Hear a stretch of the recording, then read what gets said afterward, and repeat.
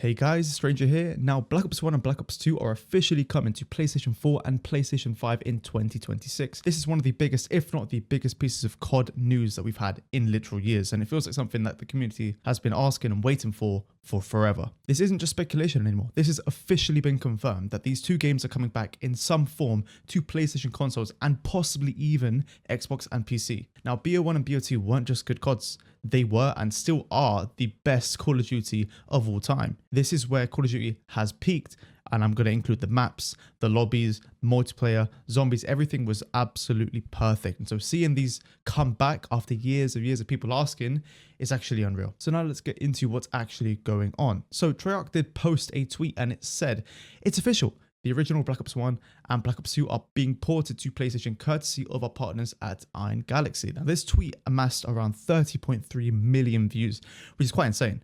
Now, this is changing the whole conversation because instead of people debating whether it's real, we now are going to focus on what exactly is going to be delivered to us. And this raises even bigger questions because when you see numbers like this, you start wondering where the disconnect actually comes from between the publishers like Activision and their core audiences. Because this has been a recurring conversation in gaming overall for the last 5 to 10 years, where it often feels like big companies move to do their own thing in their own direction rather than responding to what the players actually want. And while there are obviously bigger reasons behind those decisions, situations like this make it hard to ignore the fact that demand for older CODs like BO1 and BO2 never really disappeared, and it was always there. It was just waiting for something like this to bring it back into focus. So now we're going to have to see where it goes from here. Secondly, Treyarch also posted another tweet where it says that both titles will include campaign, multiplayer, and zombies, and that also confirms that Black Ops 1 and Black Ops 2 are not being reduced or stripped down in terms of content, but we're going to get the full experience of both games. And all three of these are iconic. Campaign, multiplayer, zombies are all what define these games. So I think removing any of them would be a bad idea, one,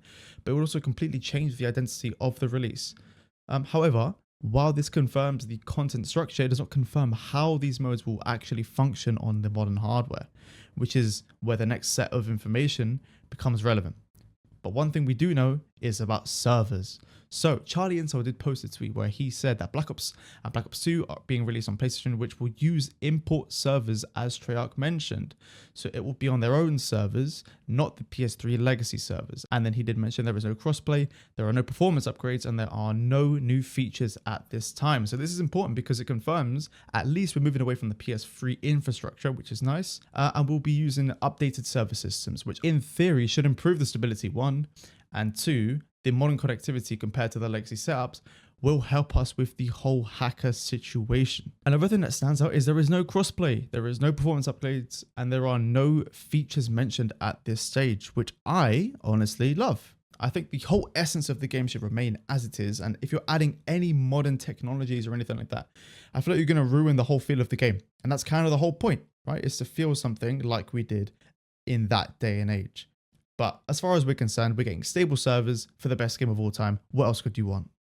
Now, Charlie Intel also posted a tweet saying that Activision has confirmed that Call of Duty Black Ops and Black Ops 2 re-release for the PS5 and PS4 are ports. They are not remasters, okay? And they will include new updates. But a port basically means that they're taking the original game and bringing it over to a new hardware without really changing anything. Whereas a remaster, you would usually see upgrades, visuals, better performance, things like that. But honestly, I'm also kind of glad about this because I don't really want these games to change or modernize into something that they're not. Because BO1 and BO2 already feel perfect as they are.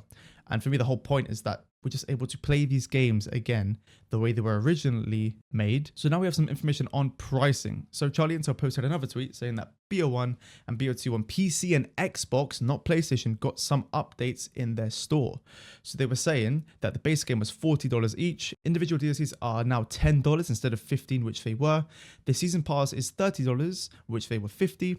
And any microtransaction, camos, and personalization packs are now free. Okay, so this is where things get kind of interesting because if this pricing structure carries over to PlayStation, then we're basically looking at a full multi-platform rollout of BO1 and BO2 with a completely new reworked store system. And I'm not really sure if I like that. But this also could mean that it's not just a PlayStation thing anymore, but it could be a full ecosystem release across PC, Xbox as well as PlayStation, of course. And so instead of the platform-specific comeback, this could be turning into a full franchise-wide re-release. But the pricing is where people are definitely going to start splitting opinions, because on one hand, you have the $40 for each game, which doesn't sound completely insane for classic games that we've been asking for years. But if I'm being honest, I don't really care about the price. I'd probably pay just to have BO1 and BO2 back in a stable state, again, even if it is the $40 for each game. But at the same time, seeing DLC being sold separately in 2026 does feel a little bit rough, and I feel a lot of people would expect it to be bundled in, especially for older games that are being brought back like this. So yeah, I get both sides of it.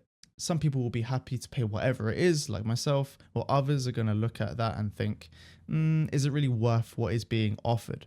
But overall, the return of Black Ops 1 and Black Ops 2 is obviously huge for the community, but right now it does feel like they're keeping things pretty controlled in terms of what we're going to actually get. Although what we're getting is a full package, campaign, multiplayer, zombies, which is exactly what people wanted, but there is still no sight of crossplay, performance upgrades, no big features either. And so at this moment, it really just looks like we're just getting a straight port and nothing else, which honestly, I'm happy with that. And that's why the reactions are kind of split already, because some people are happy to just accept the game for what it is as a port. Others are a bit more critical and they're wondering about the price and if it is actually worth it, if they're going to get the FOV slider, they want 120 FPS, and if that actually matches up or not. But at this point, it feels all up in the air. So I think most people are just waiting to see what actually gets released closer to the launch date in July. So thank you for watching this video. It's been my second YouTube video, so please let me know if you did like it, and I will keep you up to date with any news.